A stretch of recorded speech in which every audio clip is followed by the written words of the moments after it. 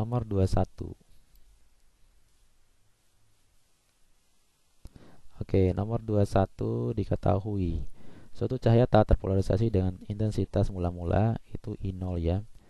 Intensitas mula-mulanya I0, kemudian melewati dua buah polaroid sejajar. Polaroid tegak lurus ya, pertama tegak lurus pada sumbu vertikal, sedangkan polaroid kedua diputar membentuk sudut 30 derajat. Jadi ada dua polaroid di sini. Misalkan polaroid pertama nih, misalkan sini polaroid pertama, ini polaroid kedua ya. Nah, ini polaroid pertama, ini membentuk sudut tegak lurus terhadap cahaya. Ini cahayanya di sini misalkan. Nah, ini cahaya yang belum terpolarisasi ya. Cahaya yang masih utuh ini dia disuruh lewat di polaroid yang pertama ini. Nah, intensitas cahaya yang masih utuh itu I0. Ketika cahaya dia keluar di sini, misalkan ini cahaya yang keluar di sistem polaroid yang pertama. Ini dia memiliki intensitas I1. I1 ini adalah setengahnya I0. Nah, kemudian sistem polaroid yang kedua ini diputar sumbunya membentuk sudut 30 derajat terhadap yang pertama tadi. Maka sinar yang keluar, cahaya yang keluar di sini itu intensitasnya berapa? Misalkan ini intensitas cahaya yang I2. Ini yang ditanya, I2-nya berapa? Jadi sudutnya 30 ya tadi. Sudutnya 30 derajat. I2 cara menentukannya itu dari persamaan seperti ini. I2 sama dengan I1 kali cos kuadrat theta. Nah, kita masukkan I1-nya. I1-nya kan setengah I0. Setengah I0 terus cos kuadrat 30 derajat. Berarti ini setengah I0 dikali cos 30 berapa? Setengah akar 3. Setengah akar 3 dikuadratin. Jadinya berapa? Ini kita tulis lagi, setengah I0 dikalikan setengah akar 3 dikuadratin berapa? 3 per 4. 3 per 4 dikalikan setengah sama dengan berapa? 3 per 8 I0. Jadi jawabannya 3 per 8. Nah, itu ya. Nomor 21 udah, nomor 22. Nah, nomor 22 ini masuk ke persamaan tentang cermin ya. Nah, di sini sebuah benda tingginya 5 cm. Ini tinggi bendanya 5 cm. Diletakkan 15 cm di depan cermin. Itu S-nya. Jadi S-nya itu adalah jarak bendanya 15 cm di depan cermin cekung. Nah, ini cermin cekung yang kita tandain. Jari-jarinya 20 cm. Berarti kalau jari-jarinya 20 cm, fokusnya berapa? Fokus itu kan setengah jari-jari. Berarti kalau 20 jari-jarinya 20, maka fokusnya adalah 10 ya. 10 cm. 10 itu ya 20 bagi 2.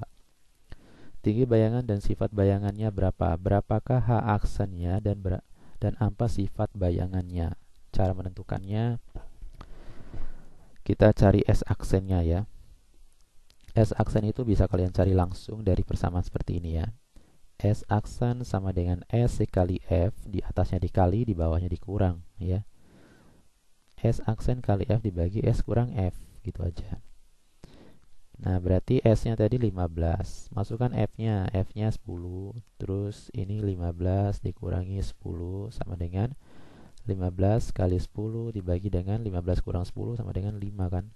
Nah, kita coret 15 bagi 5 boleh. 15 bagi 5 itu 3. 3 kali 10 berapa? 30 cm. Hasilnya apa? Positif. Kalau S aksen itu positif, maka dia nyata. Bayangannya nyata itu terbalik ya. Kalau S aksennya itu negatif, dia maya terus tegak. Nah, gitu ya. Bayangannya nyata terbalik. Nah, udah tinggal kita masukkan aja persamaannya. Oh, berarti nyata ya. S aksennya kan 30 cm. Udah kita tahu tingginya gimana tingginya. Nah, cara menentukan tinggi itu pakai perbandingan aja. Kalian tika pakai perbandingan H aksen per H sama dengan min S aksen per S ya. Ini H aksen per H-nya itu tadi 5. Terus S aksennya itu S aksennya 30 min 30 ya dari persamaannya. S-nya itu tadi 15. 30 bagi 15 kan 2. 2 kali 5 10 ya. Maka H aksanya sama dengan min 10 cm. Nah, kalau H aksanya negatif itu, kalau untuk lihat sifat bayangan nyata atau termayanya itu dilihat dari S aksennya aja ya. S aksennya itu positif, berarti itu nyata. Oke, kita udah ketemu jawabannya, yaitu tinggi bayangan 10 cm, bayangan nyata dan terbalik, yaitu A jawabannya. Nah, kita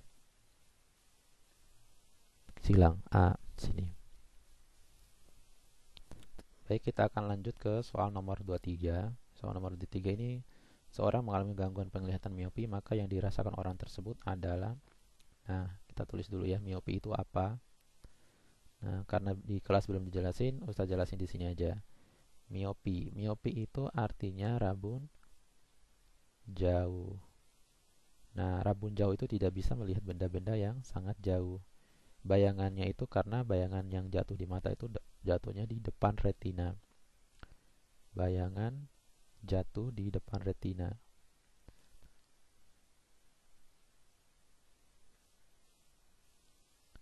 Nah, bayangannya jatuh di depan retina sehingga dapat dibantu dengan menggunakan kacamata yang berlensa negatif ya. Dapat dibantu dengan kacamata negatif ya, kacamata cekung. Nah, untuk menentukan daya kekuatan lensanya, daya kekuatan lensa itu bisa dicari dengan P sama dengan min 100 per PR. Nah, maaf, daya sama dengan, jadi rumus daya itu kan daya sama dengan 100 per fokus. Nah, ini rumus dayanya. Fokusnya ini artinya sama kayak PR ya, min PR. Nah, PR itu adalah titik jauh ya, titik jauh si penderita miopi ini. PR itu adalah titik jauhnya.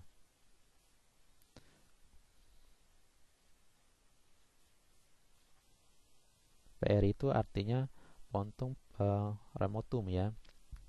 Nah, ini titik jauh si penderita ini ya. Satuannya sentimeter atau meter.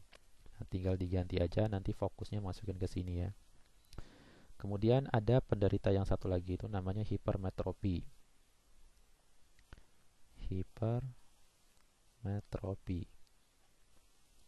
Hipermetropi ini artinya dia tidak, ini rabun dekat ya.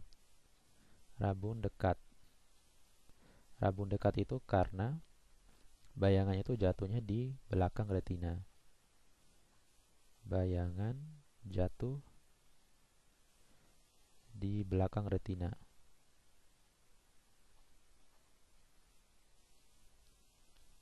Nah, ini dapat dibantu dengan menggunakan kacamata. Dapat dibantu dengan kacamata positif. Nah, kacamata positif ini kacamata cembung ya. Ini hipermetropi, kalau tadi kan miopi ya. Nah, untuk menentukan dayanya itu sama ya. Untuk menentukan fokus lensanya bisa dicari dengan persamaan seperti ini. Jadi 1/f fokus lensa, lanjut di sini aja, 1/f sama dengan 1/x dikurang 1/pp. Nah, ini adalah fokusnya, cara menentukan fokusnya. Di mana x ini adalah jarak yang ingin dibaca. Ya, jarak yang ingin dibaca. Nah, misalkan kalau dia ingin baca pada jarak baca normal, berarti x-nya adalah 25 cm. Nah, seperti itu ya. Kalau pp ini adalah titik dekat mata. Titik dekat mata. Nah, kemudian kalau dapat F-nya, kalau ditanya daya sama dengan 100 per fokus juga. Nah, kalau 100 per fokus ini, fokusnya harus dalam satuan cm ya. Dalam satuan cm. Nah, itu penjelasan untuk miopi sama hipermetropi ya. Jadi, dari soal nomor 23, mana yang benar? Seorang mengalami gangguan penglihatan miopi, maka yang dirasakan orang tersebut adalah A. Suatu kondisi di mana orang akan sulit melihat benda jauh dengan jelas. Ya, karena miope itu kan rabun jauh ya.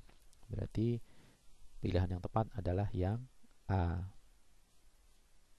Nah, nomor 24 ini seorang penderita hipermetropi.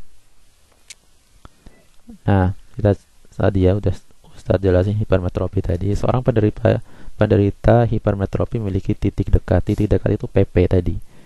PP itu titik dekat. PP-nya pontung proximum. Kalau kata lainnya itu PP itu titik dekat mata.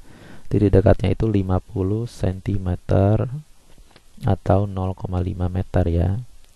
Nah, hendak membaca pada jarak baca normal. Baca normal itu kan yaitu 25 cm itu tetapannya ya. Jarak baca orang normal itu 25 cm jauhnya, dekatnya.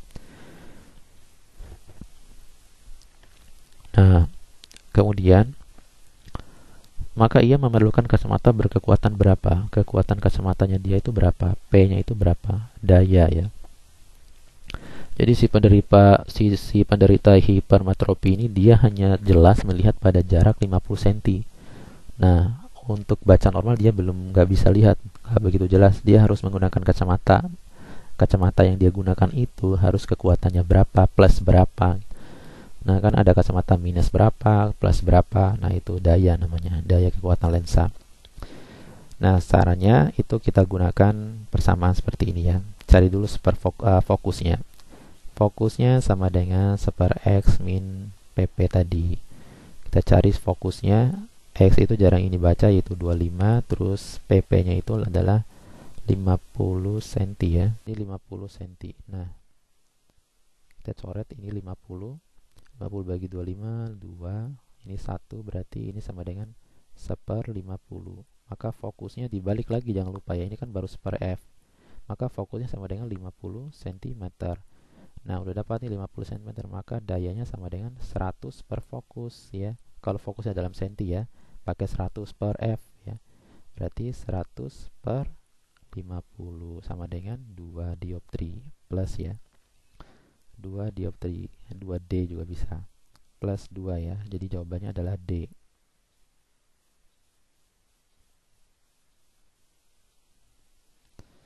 Nah, nomor 25 terakhir.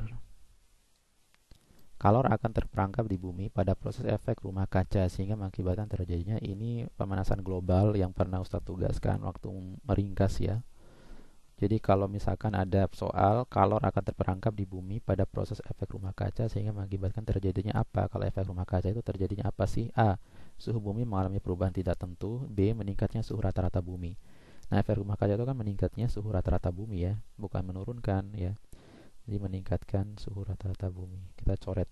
Jawabannya adalah yang B. Nah, selesai sudah pembahasan kita. Semoga bermanfaat ya. Silakan dipelajari kembali. Kalau udah, kita akhiri latihan soal ini. Terima kasih. Assalamualaikum warahmatullahi wabarakatuh.